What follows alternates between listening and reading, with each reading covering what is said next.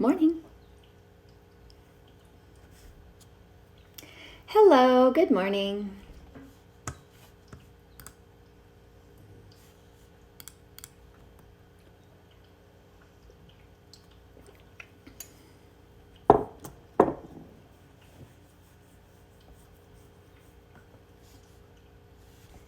Good morning, all.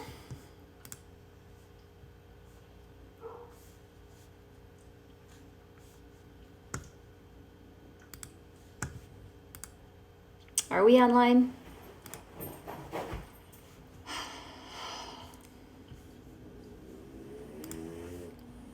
There we go. Got someone in there. Good morning.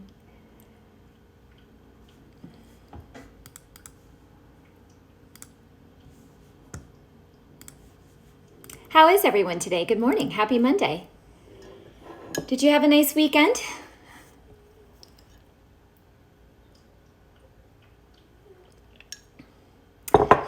Just waiting for people to join. So grab your coffee, some water. Having a lot of issues lately over on the other side. It might be an Instagram live today. I don't know what's going on. Anyone out there in Facebook? I'd appreciate it if you'd let me know. I don't know what is happening. Oh, my internet went down. Well, this is fun. Apparently, with everyone online on school, my internet, which is amazing here. I've always have really lightning fast internet, which is why I do all these streams from home, because it's actually way better internet than I have at my office. But lately, since school started, I can't get, I literally cannot get consistent stream. And I don't know if it's just because the whole neighborhood's online,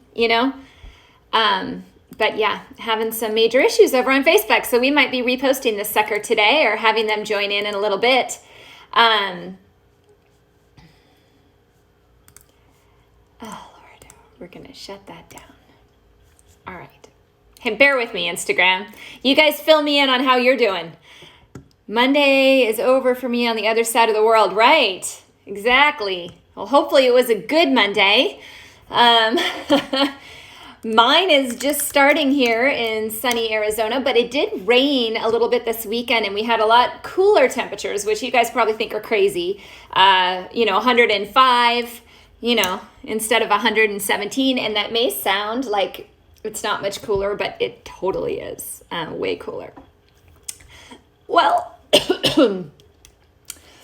apparently, excuse me, Facebook may not be joining today. Bear with me, guys.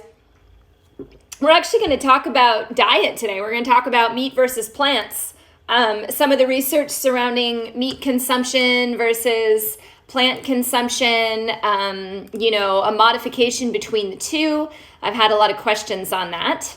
So I'm going to attempt one more time to connect over on Facebook, so bear with me. And if not, then we're just going to go ahead because it's Monday and we got to get moving, right?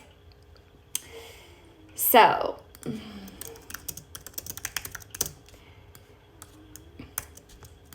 do I have many meat eaters out there in the audience? Mostly plants. There we go. I think we're all right. I think we're going to join over there now. So that's good. So I'll repeat the topic. Thank you for being so patient. All right, there we go. So for those of you that are new or just joining, it's Monday, and I am Dr. Tricia Pingle, and this is your morning checkup.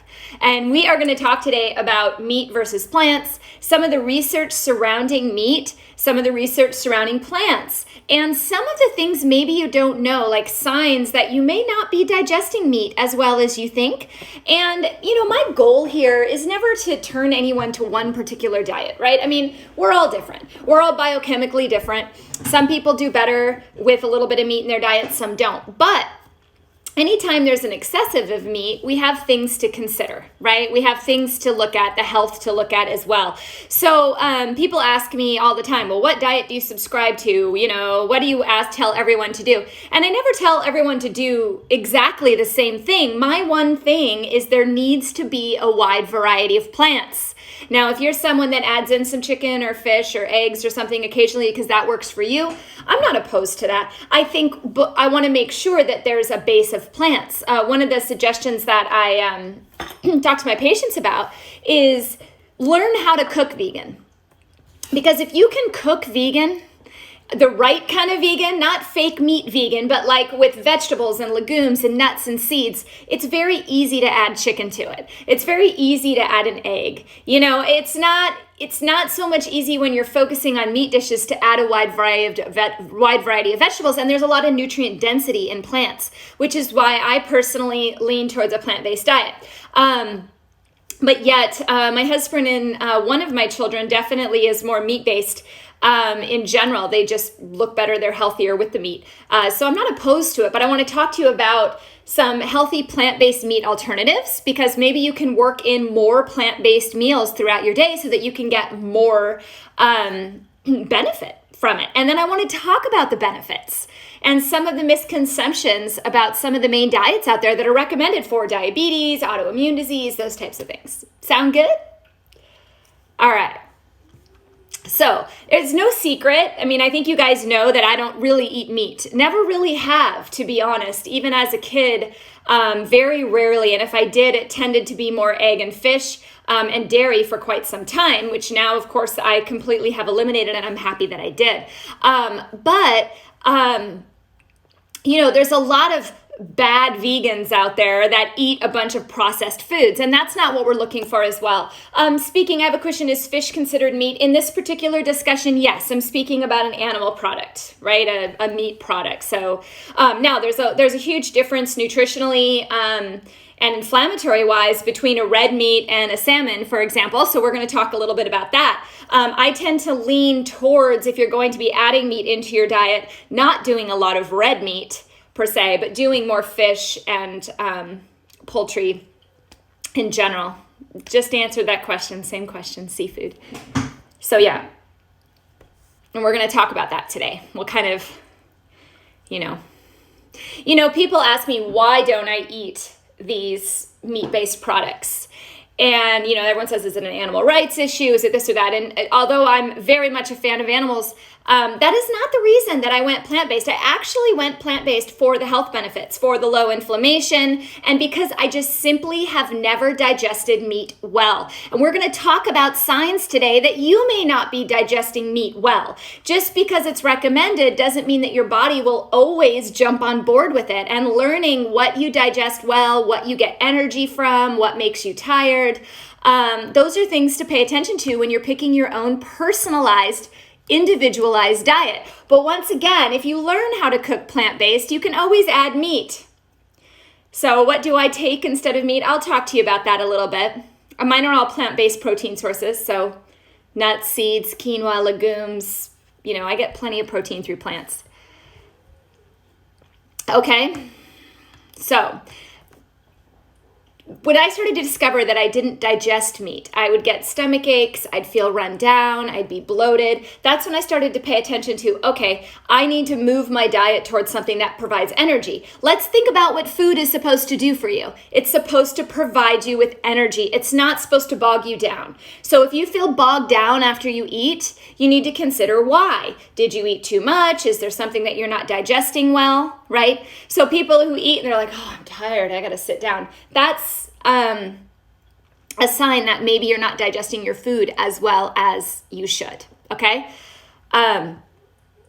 So once I started to look at these benefits of a plant-based diet and incorporate more plants, I found that I was getting the nutrition I needed without the meat, okay? Now, like I said, I'm not here to turn you all vegan. People eat meat. Some people do better eating meat. I just want to talk to you about how to eat the right forms of meat and things to pay attention to so that you don't overconsume it. Because if you look at the diets recommended for diabetes, right, for example, very meat focused, right? Which can actually be a problem. Like what diabetics need is a very nutrient dense food in order to help sensitize that insulin. They need a lot of minerals, they need a lot of vitamins. And so if they're just eating meats and asparagus, we're not going to get a lot of that, right? So if there's an actual vegan-based meal with wide variety of vegetables, legumes, those types of things, you can get a lot of those nutrients with less meat overall. Does that make sense? Okay. So let's talk about some statistics. You guys cool? You guys all there? Slowly but surely. So, you may be surprised to learn this. There was a 2013 survey, and it said that 72% of Americans reported experiencing at least one troubling digestive symptom at least a few times a month, okay? So these symptoms were gas, bloating, diarrhea, stomach pain, right? And even more amazingly, the astounding 74% reported that they had been experiencing these symptoms for longer than 6 months, okay? Coincidentally, here in America, meat consumption is on the rise. In fact, studies have shown that Americans consume more than 3 times the average red meat as the global average. Now, let me just remind you, the health in America, lifestyle-wise, is not good, okay? Diabetes, cardiovascular disease, huge, okay? Yet we're consuming the most meat globally. Let's just think that through, right? Now, granted, a lot of sedentary activity too. You've got people eating meat who are exercising profusely and burning off a lot of those things and digesting it. But we're talking about the standard American diet with sedentary lifestyles, 3 times as much meat, right? So like when I say, I'm not trying to say meat is bad, okay? Because I know many people who live a very healthy lifestyle incorporating it, but it comes to the entire lifestyle. So when we look at the standard American diet that's full of a bunch of processed meats, red meats with very minimal exercise, we're also at the top of the line for diabetes and cardiovascular disease. And this is becoming very, very aware as this virus circulates, as it targets obesity, diabetes, and cardiovascular disease. So we're starting to notice and take notice of that. Wow, we really are not that healthy as a nation, right? And globally, we eat 3 times more meat than everybody else. There has to be a correlation there, right, guys? There has to be, right? I can't conclusively say that there is. I'm just thinking analytically, right? And the number of this, 3 times more of red meat as the global average, the number is increasing. In fact, red meat and poultry production was reported to be around 60 billion pounds in 1990, okay? But in 2018, that number had increased by more than 65% to 103 billion pounds. That's crazy. Okay?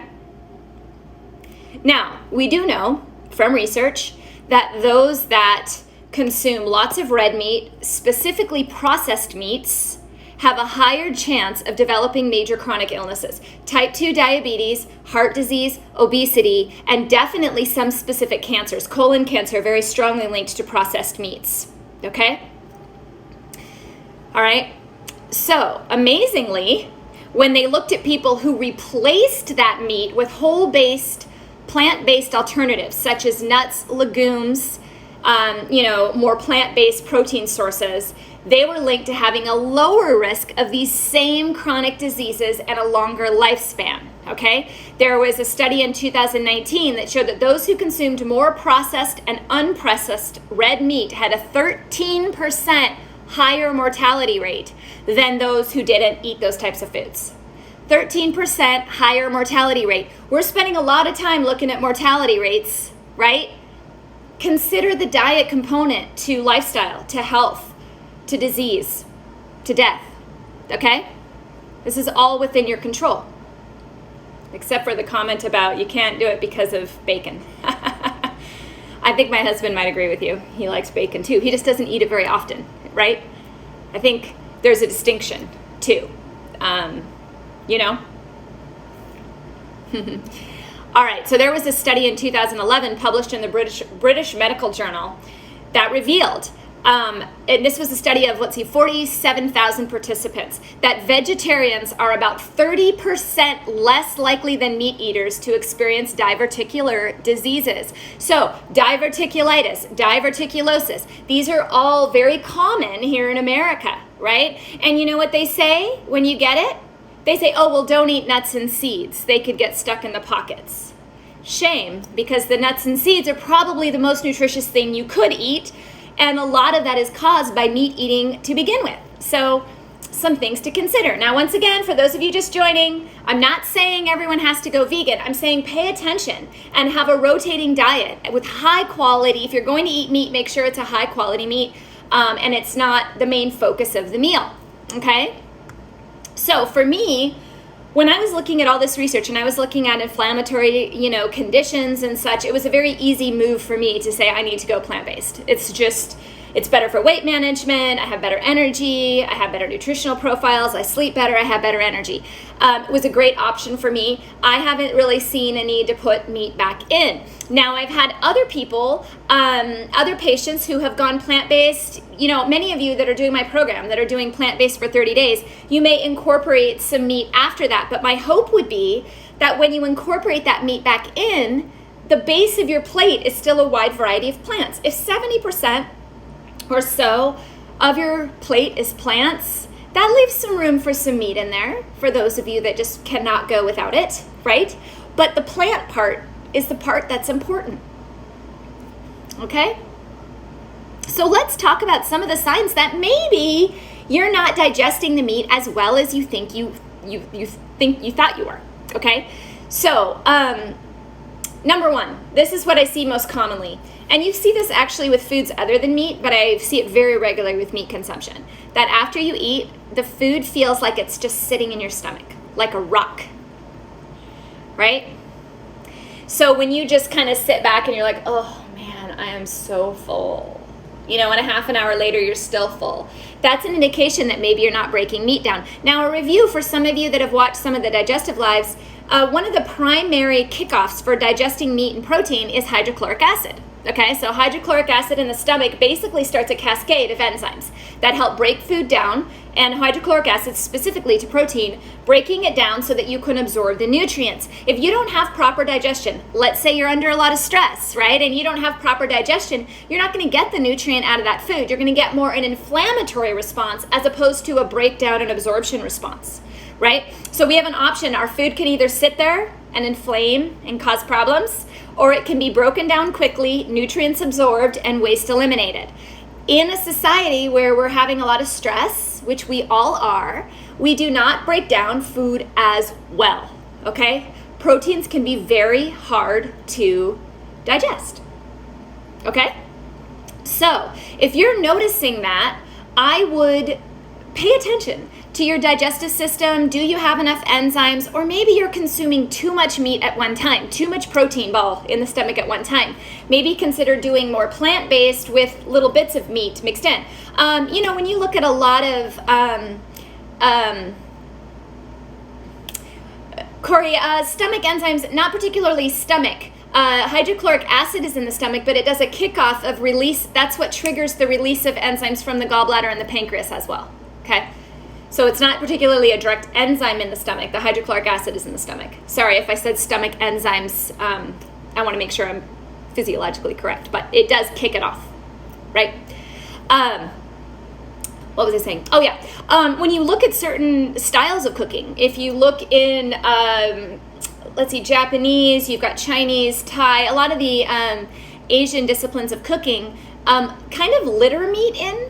They do a base of vegetables and rice, and then they have, slivers of beef or a little bit of chicken, right? Here in America, when we go out to eat, we have like an 8-ounce steak and some broccoli and some mashed potatoes, right? It's not the best nutritionally sound meal. So I do encourage you to try to play with sauces, to try to put more vegetables in there, lower the meat down a little bit. And a lot of the times that's enough to help the food digest better. Otherwise, you would need to use things like apple cider vinegar or digestive enzymes plus betaine, hydrochloric acid, or things to help kick off that cascade of digestion, okay? Number 2, bloating. How many of you are bloating after eating? I used to all the time. It was awful. In fact, I didn't even really want to go out to eat just because I'd bloat up afterwards, right? That's a sign that you're not breaking food down well, okay? And it's a sign that maybe you need to kind of clean up your diet a little bit as well and focus on your stress response. Stress impacts digestion, guys. If you're running from a bear, you're not going to digest your food appropriately, right? All right, number 3, disinterest in eating. So if your stomach is hurting and you feel full, you probably aren't going to be as interested in eating, or you're going to lean more towards quick things instead of really enjoying the food that you have. So when you start to lose that interest in eating and lose that interest in nutrition, usually there's some sort of inflammatory process going on. It's just not worth it to you. So that's one thing that I also see with people that do not necessarily digest meat well. When I was a kid, my parents would call me a bird. They'd say I ate like a bird, Now, granted, I'm a very small or thin person by nature. And so is my family. So we weren't big eaters anyway, but I would push all the meat to the side and eat the vegetables and the carbohydrates. I think I was vegetarian from birth, and we just didn't recognize it until I was 13. When I was 13, I removed most meat products, and it really did help a lot. I have a question about soy and meatless meats. Exactly. I don't suggest meatless meats, guys. I don't suggest eating a wheat gluten-laden chicken in place of chicken. I'd almost rather have you eat the chicken. If you love chicken that much that you have to eat a meatless version of chicken, then I'd rather have you have a free-range, grass-fed organic chicken added to your meal than some processed wheat, gluten, soy-based chicken crap, right? But that's the thing. I'm going to talk about some meat alternatives that do not include these processed meats. So that's what I want to talk about today, because you don't have to eat those. Now, I'll eat a Beyond Burger or something if I go out, but as far as cooking at home, I make my own. I make my own veggie burgers, and I make them out of, a wide variety of nuts, seeds, gluten-free grains, vegetables, and those types of things. So that there's a veggie burger on my website. If you go to drpingle.com and you type in veggie burger, you'll find it. Okay, number 4, constipation. Did you know that constipation alone accounts for 8 million doctor's visits in the US? Wow, just constipation. Hey doc, not going. 8 million. And did you know that the number 1 treatment for that are laxatives instead of looking at the diet? First of all, I find constipation is highly linked to dehydration. If you're eating a meat-based diet, not a lot of vegetables, and you're not drinking enough water, you're definitely going to become constipated. That's just the way it goes, okay? But there are many people who don't even seek treatment for this, right? They just take laxatives every day. In fact, the estimated rates of those suffering from constipation are much higher, projected at 42 million in the US. That's crazy. And if you're not going to the bathroom, what does that do for your gut health? It inflames your gut. And then when it inflames your gut, you have even harder time breaking food down, right? It's a vicious cycle. Is constipation hereditary? I'm going to lean towards no. I find it's more functional. I'm sure maybe there's some condition out there that might be genetic in origin, but no. I would say it's more functional in nature. Okay, but when food sits in your digestive system for a long period, that makes it harder to pass. It also stretches the colon, which makes it wider, which makes it harder to pass over time as well. Okay, diet matters. If you're finding you're constipated, you're bloated, you're not digesting food well, take a look at your meat consumption. Maybe it's not working for you so much, right? Number 5, fatigue, right? If things aren't digesting well and breaking down into energy, what's going to happen? Fatigue, right? We're going to be tired. Why do we eat? For energy, right? So if you eat and you get tired, that's a sign that you're not breaking your food down well, okay? In fact, there was a study, 2019, revealed that patients with irritable bowel disease were twice as likely to develop chronic fatigue syndrome than those without irritable bowel disease. Crazy, okay? have a question about Benefiber. I'll have to look up the ingredients of Benefiber, but I'm pretty sure it contains a bunch of extra stuff in there that isn't needed. If I'm leaning towards a fiber supplement, first of all, I'm going to suggest you eat more plants. Those are a natural way to get fiber. Definitely drink enough water as well. If you want to use a product, I usually lean more towards apple pectin. You can do a psyllium husk, but make sure it doesn't have all the little dyes and additives added to it. Flaxseed, chia seeds, those types of things I tend to lead more towards. So let's talk about some plant-based meat alternatives that are not processed junk. Okay? Number one, mushrooms. Do you guys eat many mushrooms? Mushrooms are a great substitute in meat-based recipes. One, you can flavor them in a bazillion different ways. You can marinate them in all sorts of different sauces. They saute, they roast, they fry, you can make them in many different ways as well. But they are also a great source of fiber. Now, I want to remind you on the note of fiber, 90% of US adults and children do not eat the minimum recommended dietary fiber. Now, let me tell you this. If you're eating more plants, you will absolutely hit the minimum of dietary fiber. It is not difficult. If you're trying to get 25 grams of fiber and you're incorporating plants and nuts and seeds and all that in, you will hit it, no question. So what this tells me, if 90% of us Americans are not getting enough fiber, what that tells me is we're simply not eating enough plants. Okay? Let me also tell you this while we're talking about diet modification. 75% of the healthcare spending in the US goes to treating chronic conditions. Chronic conditions that we could argue are preventable or managed with better diet. Cardiovascular disease, diabetes, obesity being the three top. What are the three biggest risk factors for this virus going around?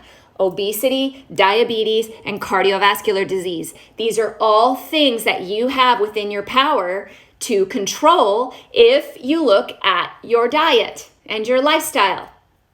It's been proven, okay? Not to mention, lifestyle changes have been shown to save 70 to 80% of healthcare costs, okay? And the US government estimates that 75% of Americans do not eat enough vegetables and fruits. I would argue more than that if 90% of adults and children don't eat the recommended fiber. That tells me they don't, okay? There is also a lot of research and evidence suggesting that following a diet, such as a plant-based diet or one with more plants, will reduce the risk of coronary heart disease by 40% and the risk of cerebral vascular disease by 29%. So if we could take all of these deaths of cardiovascular disease, right, which is there's a cardiovascular event like 2 a minute, right? Multiple deaths per day, always consistently. If we could reduce that by 40%, that would sure open up our hospitals, right? So I just wanted to go back and look at those data before I talk about mushrooms. Mushrooms, okay, they're a great source of fiber. They're a great source of protein, but they also have been shown to fight inflammation, okay, in the body themselves directly. They're one of my top plant-based meat alternatives. Health benefits, and they have that meaty, juicy texture. And like I said, you could marinate them with everything. I mean, you could change the flavor of a mushroom in a heartbeat, depending on what you're using. Now, there was a 10-day study published in 2017 that tested how satisfying are mushrooms in comparison to meat. Amazingly, the researchers discovered that those who ate mushrooms instead of meat reported greater fullness, less hunger, and less snacking throughout the study duration.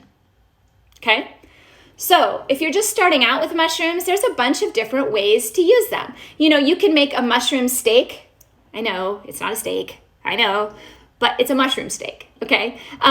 In fact, you can make cauliflower steaks as well. I don't think I have that on my list in this particular article, but cauliflower steaks are yummy. But portobello mushroom burgers, I have a suggestion over there. Great. Also, I put them into a lasagna. I have a sweet potato lasagna recipe on my website. And if I do a layer of sauteed mushrooms, I'll take onions and mushrooms and saute them together. Sometimes I'll add like a tamari. or coconut aminos or something even to give them more of a meaty flavor. You can add liquid smoke if you kind of want that smoky type flavor, but you can add those and put them in the lasagna as a layer, as the meat layer, and it actually works pretty darn well. Now, for those of you that love meat, no, it doesn't taste exactly the same, but the nutrient benefits are great, and I think your palate starts to get used to that too. So I love to saute mushrooms and top them with balsamic vinegar. Or even a balsamic vinegar reduction. And you can add that to any sandwich, to any plant-based bowl, any stir fry, any pasta, and it will just punch it up to the next level. Number 2, tofu. Now, tofu can be kind of controversial, right? Soy, right? People worry about soy. Here's my takeaway with soy. I avoid processed soys. You know, if they're especially genetically modified. I find the biggest problem with the soy products, at least in our country, is that they're mostly used as additives and they're genetically modified. So they're put in to preserve things or to add flavor, but they're not truly eating soy as a plant. You know, I find a huge benefit to a non-GMO tofu or edamame in comparison to a flavoring, you know, a soy-based flavoring added to something, right? So non-GMO tofu is one of my favorite ways to incorporate more protein. Now, many people are allergic to it. Got to pay attention to that, okay? But did you know that 100 grams of tofu contains 10 grams of protein? It also supports bone health, skin health, reduces hot flashes in women with menopause. It is linked to improved cognitive function in women over 65, okay? So a lot of you say, well, tofu means estrogen. It increases your estrogen. Not always. We're talking about a healthy plant-based diet. Now, if you're eating a processed food diet with a bunch of added soy as preservatives, and you're eating a lot of red meat, and you're not getting the nutrients that you need from your diet, adding tofu in probably won't be the best choice. Now, tofu combined with a plant-based diet actually works really well. Okay, Mary, to your point, not always. It kind of depends on the rest of the diet as well, although there's always people that are allergic to soy. And that's one of the top allergens. So if you're allergic to it, it's a no, okay? Number 3, another favorite of mine, chickpeas. Do you guys play with chickpeas much? Also known as the garbanzo bean. Rich in protein, rich in vitamins, rich in minerals, right? Add them to salads. You can put them in the base of a veggie burger. They do fantastic there. You can buy them frozen, you can buy them canned, you can buy them, you know, and soak them. But not only do they have high amounts of dietary fiber, but they have polyunsaturated fatty acids, activated folate, magnesium, potassium, iron, and many more vitamins, okay? Research has shown that eating chickpeas can help fight heart disease, diabetes, and obesity, okay? Once again, it's a way to get fiber.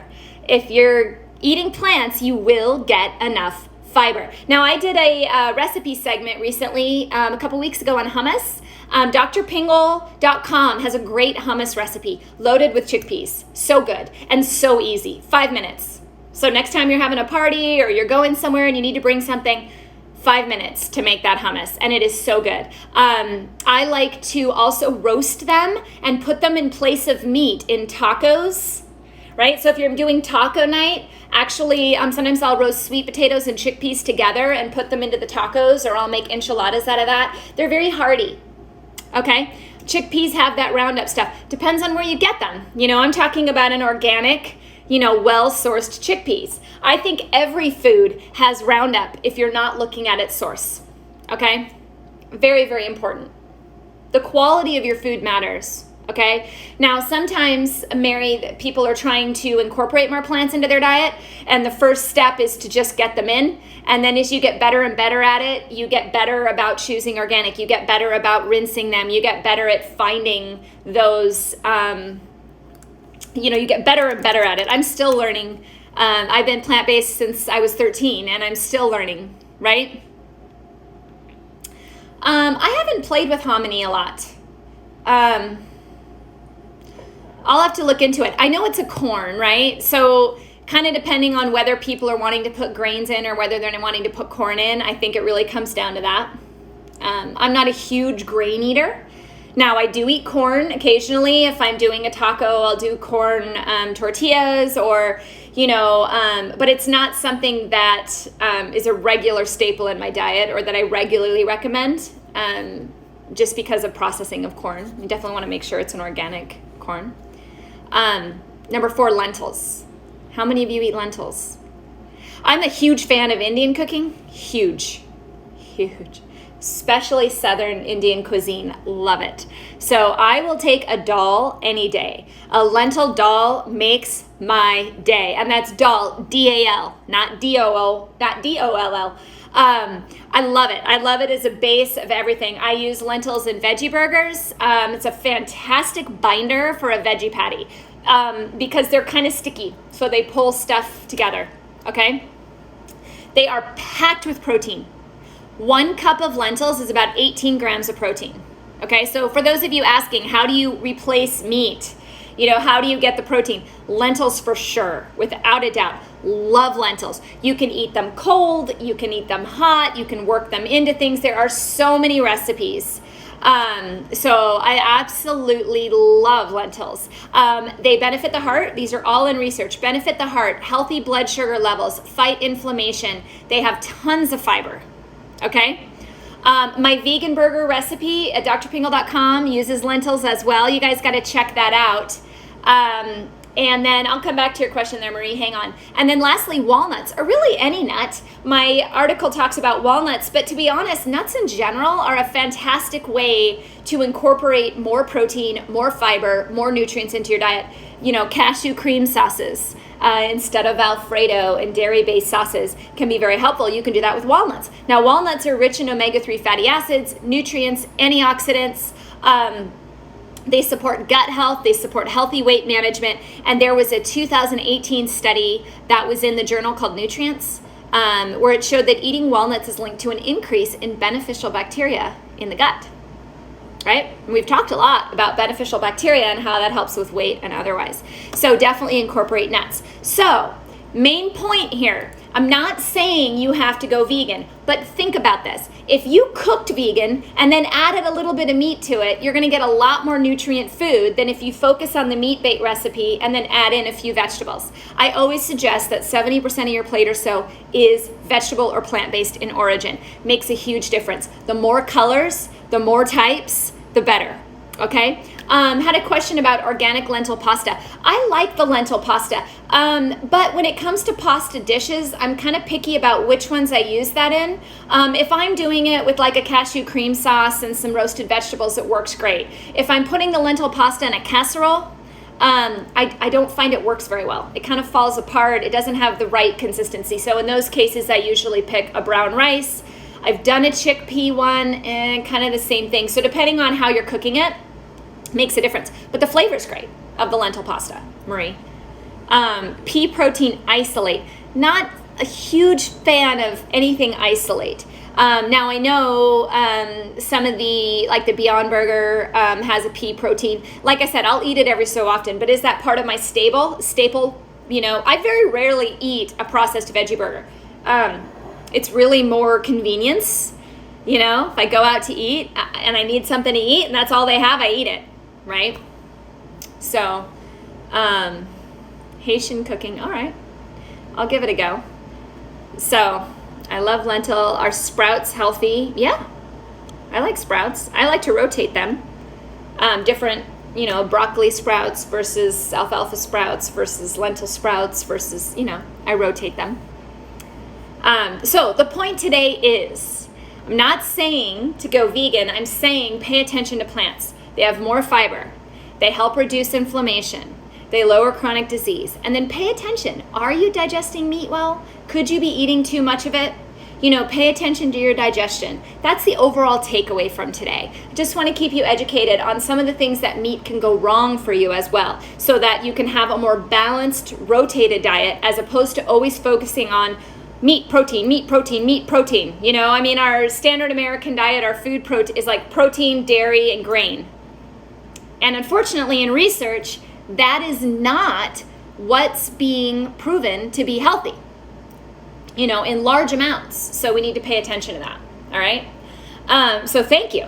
Also, I just want to give a shout out to all of you that checked out TotalHealthApothecary.com over the weekend and bought your supplements during the pre-sale. It was an overwhelming response, and I am so gracious to all of you. I cannot wait for you to get the products. They ship this week. I cannot wait for you to get them, try them, feel better, and hopefully continue to spread them throughout your community. For those of you that didn't check it out, TotalHealthApothecary.com is my new supplement line. I am so excited. I released 7 supplements to start. All of the information on those supplements is on the website. What they contain, shows that they do not contain, additives, allergens, those types of things, long descriptions on how they're used. You have any questions, you reach out, but I just want to thank all of you for the overwhelming support. I was smiling quite a bit over the weekend, just very happy that you guys were looking into it. Even just viewing the site made my day because I put a lot of heart into these supplements. So thank you so much. For those of you that missed it, TotalHealthApothecary.com now has my supplement line. Check it out. It's a pre-sale. All supplements should ship Wednesday. So those of you that ordered, they're going to be on their way. We're already starting to process orders. We'll start loading them up here quickly. I said it too fast. TotalHealthApothecary.com. You can also go to my website, drpingle.com, and up at the top, there's a link to Total Health Apothecary. There are 2 adrenal supplements. There's a turmeric curcumin, there's a zinc, there's a B vitamin, there's a mineral, and there's a probiotic. Okay, so for those of you that missed it, check it out. And thank you. You know what, Marie, I don't have a calcium supplement, and the reason being is I don't believe you should take calcium just by itself. I feel you should take it in a balanced mineral. So I do offer a mineral that does have a balanced number of minerals in it. I talk about that a lot on a lot of these lives about how you don't want to overtake calcium. If you take too much calcium and balance to other things, it can actually cause more problems. Our diets are not deficient in calcium. If you're plant-based, you're getting plenty of calcium. If you're standard American diet, you're getting more than enough calcium. So I don't feel like we really are calcium deficient. At least here in America, we certainly aren't. So to have a calcium supplement, to me, may cause more harm than good. Now, having it in a balanced mineral is an entirely different thing. So that's what I'm offering. So check that out. It's called Total Mineral, okay? So thank you to all of you. I really, really appreciate it, and I'm looking forward to seeing you guys tomorrow during my live. I have a lot of great topics coming this week. So check out drpingle.com. There is an article called What You Don't Know About Meat. That's the one we talked about today. And check out TotalHealthApothecary.com. Best sources of vitamin D in diet. Vitamin D is not common in diet, if you can believe it. I think mushrooms and eggs probably have the most, but it's still not much. Vitamin D definitely comes down to a lot of other factors, and I should do a live on vitamin D. That's a great suggestion. Okay? All right, guys. You have osteoporosis, Marie? Yes, my point exactly. Calcium is not the primary important part in osteoporosis. Magnesium, strontium, boron, manganese. There's many more components of bone than just calcium. If you eat too much calcium, take too much calcium, that means you're going to have lower amounts of magnesium. Well, magnesium is really important to the bone.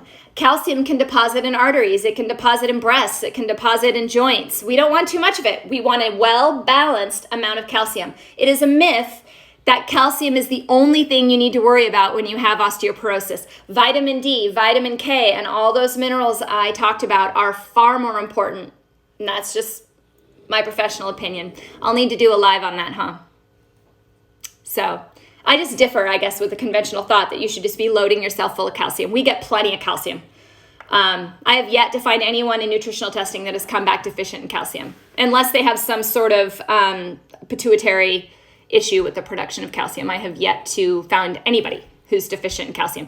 Most people, 80%, are deficient in magnesium. Magnesium makes up the bone. Magnesium and calcium have a relationship like this, Marie, where the more calcium you get, the less magnesium. So finding that balance between the two is critical. Okay, so I would lean more towards magnesium, probably in your case, if you've been taking calcium regularly. Okay, so anyway, thank you guys. Have a great day, and I'll see you guys tomorrow. Thanks. Bye.